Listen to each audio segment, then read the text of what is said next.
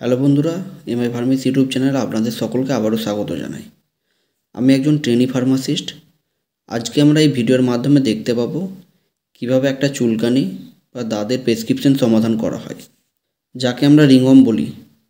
দাঁত হলে কি কি ওষুধ দেওয়া হয় এবং কি মলম দেওয়া হয় লাগানোর জন্য, এবং সেই ওষুধগুলি কি কার্যকারিতা আছে, কিভাবে খেতে হবে, কখন কখন খেতে হবে এবং মলমটা কিভাবে লাগাতে হবে, বিস্তারিত আলোচনা করব। তো ভিডিওটি প্রথম থেকে শেষ পর্যন্ত দেখবেন, তবে আপনার বুঝতে সুবিধা হবে। ভিডিওটি দেখে ভালো লাগলে লাইক করবেন এবং বন্ধুদের মধ্যে শেয়ার করবেন। আর আপনি যদি আমার চ্যানেলে প্রথমবার হয়ে থাকেন তবে অবশ্যই চ্যানেলটা সাবস্ক্রাইব করে নোটিফিকেশানটা অন করে রাখবেন, কারণ এরকম ওষুধ সম্পর্কে জানার জন্য এবং ফার্মেসি নিয়ে জ্ঞান বাড়াতে সবার আগে আপনার কাছে ভিডিও পৌঁছে যাবে। তো চলুন বেশি কথা না বলে ভিডিওটি শুরু করা যাক। আমি এই ভিডিওটিতে একটি প্রেসক্রিপশন নিয়ে কথা বলবো, যেটা আমি হাসপাতালে ওয়ার্ড থেকে পেয়েছি, যেখানে আমার ট্রেনিং চলছে সেই হাসপাতাল থেকে। এখানে দেখুন, প্রেসক্রিপশনের মধ্যে পেশেন্টের বয়স বলে দিয়েছে 19, যার সেক্স হচ্ছে ফিমেল।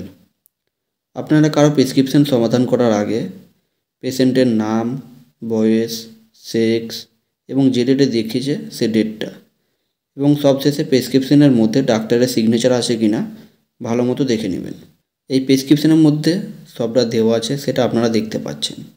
এই পেশেন্টের যে সমস্যা হচ্ছে সেটা চিহ্নিত করার জন্য ক্লিনিক্যাল নোটের মধ্যে ডাক্তারবাবু C/O লিখেছে, যার মানে হচ্ছে কমপ্লেন্টস অফ, যাকে বাংলায় অভিযোগ বলে। অর্থাৎ পেশেন্টের যা যা সমস্যা হচ্ছে এই ক্লিনিক্যাল নোটের মধ্যে লেখা হয়। এখানে দেখুন লেখা আছে রিংওয়ার্ম মানে দাঁত। তো এই দাঁতের জন্য ডাক্তারবাবু পেশেন্টটিকে যে ওষুধগুলো প্রেসক্রাইব করেন সেই সমস্ত ওষুধগুলো জানার চেষ্টা করব। ওষুধগুলো কিভাবে কাজ করে, কোন ব্র্যান্ডের এই ওষুধগুলো, এর মধ্যে কি কম্পোজিশন পাওয়া যায় এবং খাওয়ার নিয়ম জেনে নিব। তো প্রথমে আমরা জানব দাঁত বা রিংওয়ার্ম কী এবং এটা কেন হয়, এটার চেনার উপায় কী। তো আপনারা নাম দেখে অনেকেই বুঝতে পারছেন দাঁতটা কেমন হতে পারে। রিং মানে হচ্ছে আংটি, আর আংটি গোল হয়, ঠিক তেমনই হচ্ছে দাঁতটা। আংটির মতো গোল হয় এবং মাঝখানটা পরিষ্কার থাকে এবং সাইডগুলোতে ছোট ছোট ফুসকুড়ি হয়। আপনারা ছবি দেখে বুঝতে পারছেন ঠিক এইরকমটাই হয়। তবে মনে রাখবেন এটা কিন্তু একজিমা নয়। তো এই ছোট ছোট ফুসকুড়িগুলো অনেক চুলকায়।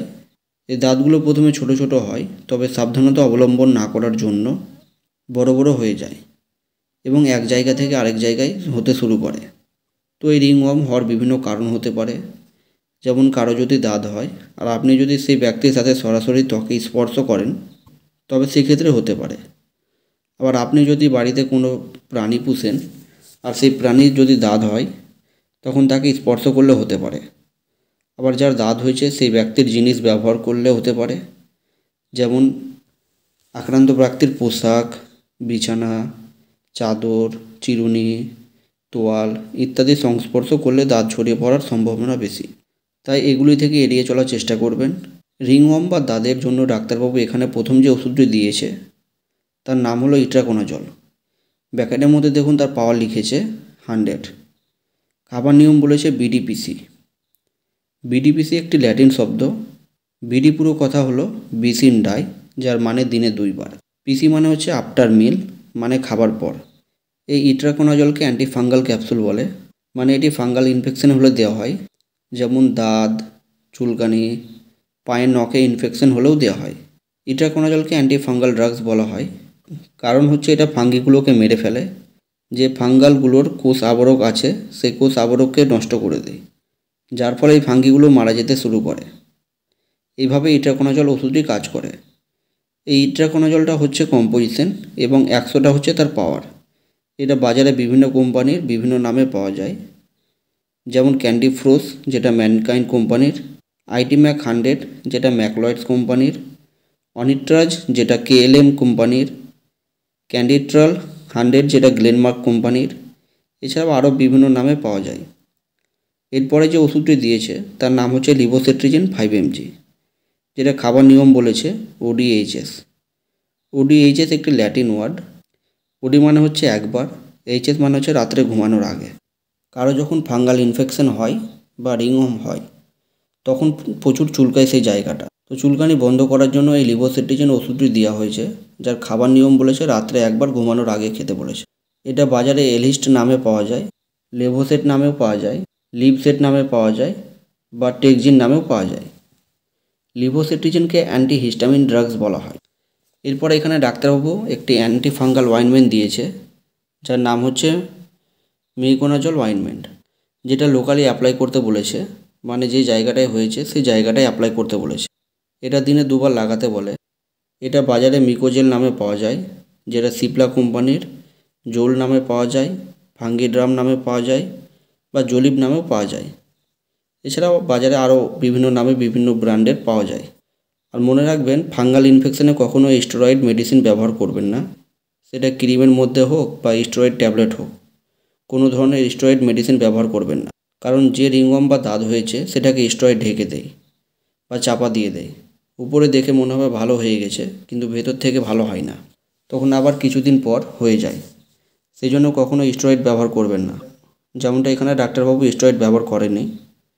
পেশেন্টটিকে ডাক্তারবাবু যে মেডিসিনগুলো দিয়েছে সেইগুলো ব্যবহার করা উচিত, তাতে ভেতর থেকে ঠিক হয়ে যাবে, এবং যতদিন বলবে ঠিক ততদিনই ব্যবহার করা উচিত। এরপর ডাক্তারবাবুরা কিছু টিপস বা উপায় বলে দেন, যে দাঁতের জায়গাটা সবসময় পরিষ্কার রাখতে হবে এবং পরিষ্কার করার জন্য একটি আলাদা তোয়াল ব্যবহার করতে হবে।